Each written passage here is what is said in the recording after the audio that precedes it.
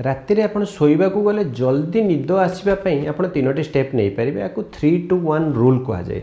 3 to 1 rule अर्थ 3 अर्थात आपण शोइबार 3 घंटा पूर्व निजर रातिर खाइबा डिनर को फिनिश कर दियंतु। 2 अर्थ आपण शोइबार 2 घंटा पूर्व शेष थर पई आपण पानी पी नियंतु। शोइबार घंटे पूर्व आपण सब प्रकार आपणकर electronic gadget smartphone TV laptop एथरू बदुरी जातु। यार एक स्पेसिफिक कारण अच्छी, कारण शोइबार जदि 3 घंटा पूर्व आप खाई देथिबे तेबे आपनकर शोइबा बेलू आपनकर डाइजेशन मेजर पार्ट कंप्लीट हो जाइतिबो। अर्थात शोइला को गला बेलू डाइजेशन जोगु आपनकर निद उपर किछि खराब इंपैक्ट पड़िबो नै।